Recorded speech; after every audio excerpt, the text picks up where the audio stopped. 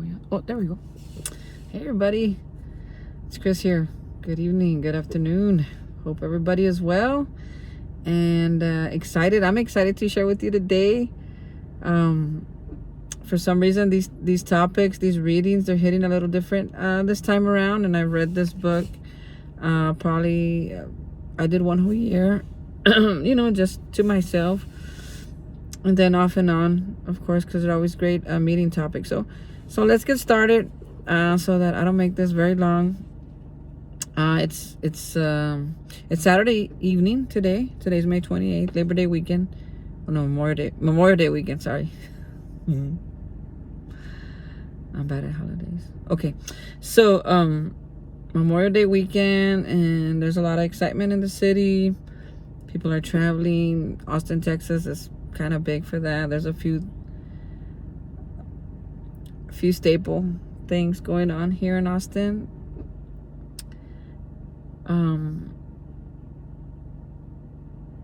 I'd love to tell you more about them, but that would probably have to be like on a private message. So anyway, so let's get started. Let me get my foot out of my mouth and let's start talking. I'm gonna start reading out of this book, our daily reflections, or the daily reflections, for us tonight. And today's May 28th, and the title of this one is called Equal Rights. At one time or another, most AA groups go on rule-making benders. After a time, fear and intolerance subside, and we realize we do not wish to deny anyone his chance or her chance to recover from alcoholism. We wish to be just as inclusive as we can, never exclusive. And that's out of AA Tradition, How It Developed, page 10, 11, and 12. AA offered me complete freedom and accepted me into a fellowship for myself. Membership did not depend upon conformity, financial success, or education, and I am so grateful for that. I often ask myself if I extend the same equality to others, or if I deny them the freedom to be different. Today I try to replace my fear and intolerance with faith, patience, love, and acceptance. I can bring these strengths to my AA group, my home, and my office. I make an effort to bring my positive attitude everywhere that I go. I have neither the right nor the responsibility to judge others. Depending on my attitude, I can view newcomers to AA, family members, and friends as menaces or as teachers. When I think of some of my past judgments, it is clear how my self-righteousness caused me spiritual harm. Oof. A lot to talk about in this reading. A lot of different topics we can take, a lot of different things I could talk about just from experience. So a couple of things that I really, really like about the program of Alcoholics Anonymous and most 12-step recovery programs, right? So every group is autonomous, right, unto their own, which means that they can make rules, which is what they're talking about right here. They make rules, how they want to run their meeting, what kind of things they want to read, what kind of topics they want to bring, if they want to bring a speaker or not, if they want it to be, and then each group has autonomy into themselves too, which means there's men's meetings, there's women's meetings, there's LGBTQ meetings, there's all that too. But before anything, an AA group is AA, right? So a group really, according to this tradition, it can't, straight people can go to gay meetings and gay meetings can go to straight people, and make men, and really, if there's a men's meeting going on and there's a woman walks in and she really needs a meeting, she can come in. Who's going to deny her? We can't. Who are we to say, hey, you can't come in here, because we're recovery first before anything else. And that's why this tradition that they're talking about, it says that we are inclusive, never exclusive. That means anybody can come. If you have the desire to stop drinking, that is the only requirement to be a member of AA. That's the only requirement. You don't have to be rich. You don't have to be a certain color or race. You don't have to be, musician. You don't have to have talent or gift or nothing. You just have to have the desire to stop drinking. And man, that was like for a person like me who never felt like they belonged anywhere, when I got to AA, I felt like I belonged. Not because I drank like they did, or not because, I had the problems that they did. Not because I could. It was because for the first time, everybody was welcome. For real, for real. I've been to places and they say everybody's welcome, but that's not true. And for AA, it is true. For most groups that I have gone to, if not all groups, I don't think I've ever been or felt unwanted or some kind of uncomfortableness in a meeting. Not like in other places. And that's okay. That's all right. Everybody has the right to run their business or their home or their families the way that they want to. I mean, I can't judge them, but I don't want to. And, the book, the reading talks about judgment too. If a newcomer walks in and, he's still shaking, maybe he's still drunk, that's okay. Who am I to judge? I was the same person when I got here. I can't forget that. I can, but, and sometimes people remind me, I have seen people come in drunk looking for meetings. People just want to rant. People shaking. People hallucinating. I've seen a lot of things, and nobody has ever told them, hey, you got to go. Hey, you can't be here. Hey, you're making us look like we don't. No, people don't come out and say like that. They just let people be. My home group in Austin, the English one, called the 12-Act groups. That is one particular one where a lot of newcomers go all the time, and I get to see that the disease is still out there. And if I were to start putting these rules on my in our home group, like, hey, you can't be homeless, or you gotta take a bath, or you can't come drunk and stuff like that. I mean, we can't do that. Do we have things in place of what happens when that person arrives? No. We just let them be. Now, if they start hurting themselves or hurting other people, then, we might have a talk with him, take him outside and ask him, maybe ask him to leave. But in our format, in the way we do it there, and each particular group does it differently. But if you have a desire to stop drinking and you show up to a meeting of Alcoholics Anonymous, you're in. That's the only requirement. And I'm grateful for that, because that's the only thing that, I didn't really have it at first, but once I got it, like I got it today, I'm going to hang out with this friend of mine that I haven't seen for a while, and we're going to a meeting, and we can go to anyone. We don't gotta be invited, which is another cool thing. And everywhere I go, I fit in, and if I don't fit in, I just get up and walk out. I don't have to stay there, but 99.9% of the time, I will, because I fit in. I fit in there. So I'm really grateful for that. And that's one thing that like, I don't say it enough, really, because I have such gratitude for this program. I don't say it enough how it was one of the first places where I felt like I was at home. I felt welcome. I felt unjudged. Oh, don't get me wrong.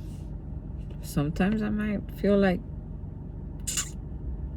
I probably should not come here anymore for other reasons, but I work, whatever that reason is, I work on it, because most of the time it's just my head telling me, oh, they don't like you because you're this, oh, they don't like you because of that. But it's just, most of the time they're just old tapes, old thoughts playing themselves in my head. But the longer I stay here, the longer I get it that this place is for everybody,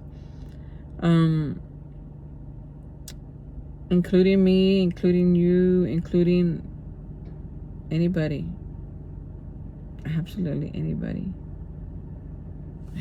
That's just amazing. And those traditions, they're talking about traditions. The traditions, they were put in place not as rules, just as guidelines, right? It's like our first tradition talks about unity. It's like the most important thing. And there's 12 traditions. So to me, I believe that the first one is telling us what's the deal. It's like, hey, we gotta stick together, or AA dies, recovery dies for us. the solution dies for us. If we don't stay together, this stuff is gonna die, right? And I think the rest of the 11 traditions are instructions on how to stay united, how to not let it die, how to keep it going. So if anybody down the road, 10 or 20 or 30 years down the road, I mean, this could be our brother, our sister, our grandkids, our great-grandchildren, our neighbors, friends, brothers, sisters. I mean, down the line, we leave a solution for them, and we stay together and we continue to work the steps and continue to reach out to people who want help and help them recover. Help them recover, because we got the key now. We got the clave, como dicen, right? We have the key. We have the answer. We have a solution that works for those who want it. So if I'm really involved, right? So I hang out at these places a lot.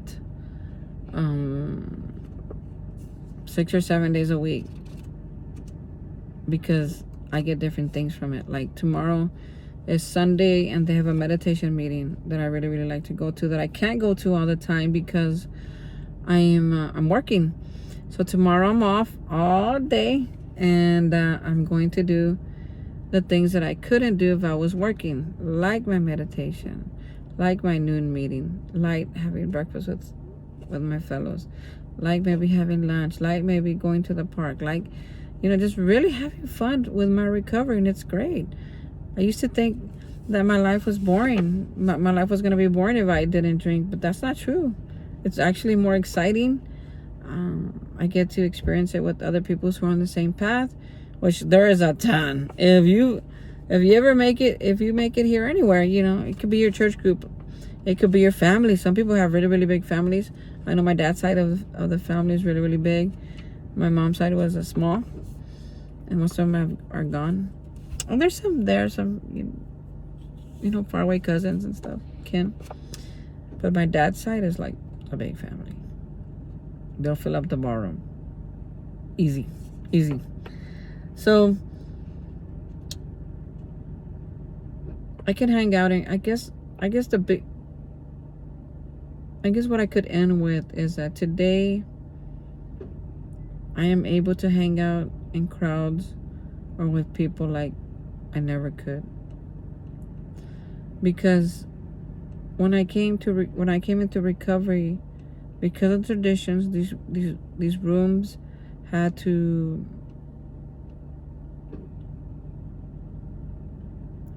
I don't want to say abide, maybe abide is a word. They had to, these rooms have to follow certain traditions so that AA doesn't die.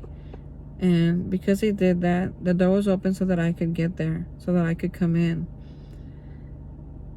And because they gave me a program that works, and a solution, a message that I can pass on to others, I can do that today. I can be amongst people. I can be amongst my fellows. I can walk anywhere with my head up and not down. Feel proud of who I am, because I wasn't all that when I got here, and AA gave me that, and I'm so grateful. I'm grateful for the life that I live. It's busy, it's abundant, it's full of opportunity. It's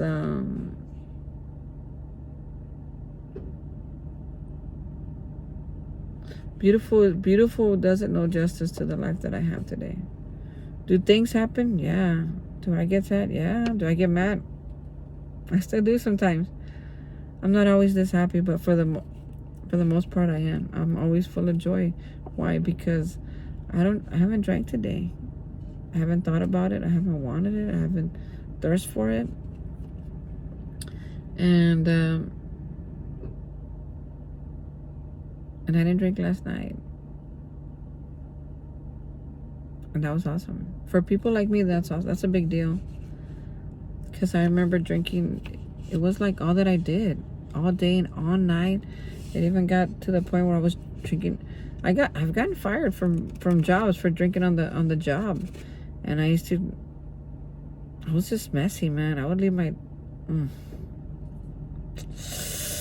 drugs in the restroom because I would forget where I put them. I would hide drinks. I would steal from my work to drug and to drink, and I would lie to them, and I would tell them I'm on my way, and I never showed up. I mean, it was just, I was cute maybe a few times, but I did it all the time, and I'm grateful that I haven't done it in a long time. Let's just put it like that. And I just want to remind everybody, for me, that this is a one day at a time program. Like, I can talk really, really cute today. I could read off of this, and I could tell you everything that I know, because I do know a lot. I don't know everything, but I do know a lot about recovery. I can even help you recover if you want. Just reach out to me. I will help you. I will take you through the steps. I've done 3 programs. But you said I did Alcoholics Anonymous. I did Al-Anon, and Al-Anon is for friends and family of alcoholics, whether they're recovered or not. And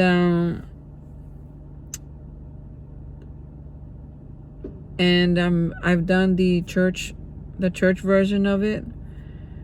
Some people call it a PTO. Some people call it something recovery. It's the one that the church has, and I did it with my church, so I've done that one too. So I can also do that one. And right now I'm currently working on sex and love addicts. So if you think you're a love addict, I'm a love addict.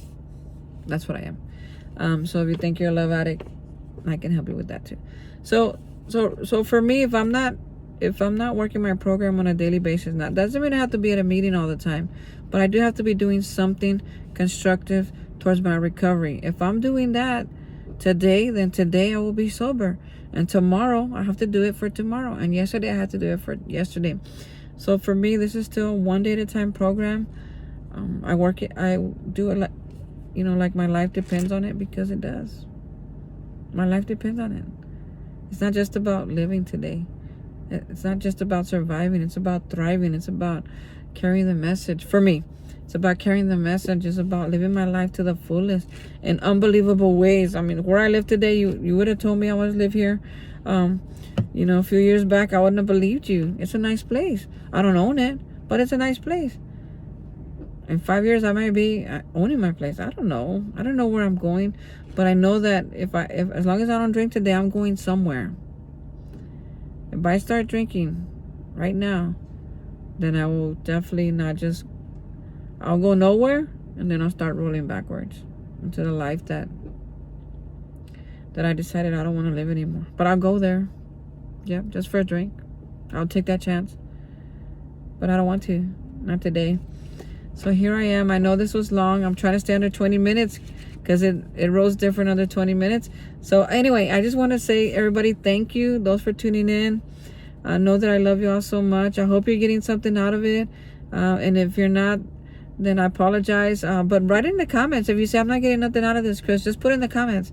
And if you are, then comment too, like and share. I'm going to be here for a long time, for at least, God willing, 361 more days. Or no, 300 and whatever.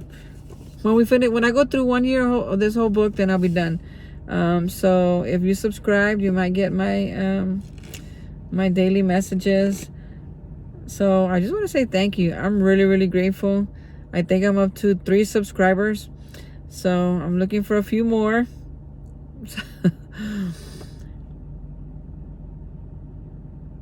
That's it. And no criteria. All inclusive, never exclusive. I love you all. Every single one of y'all. Thank you very much. Have a wonderful evening.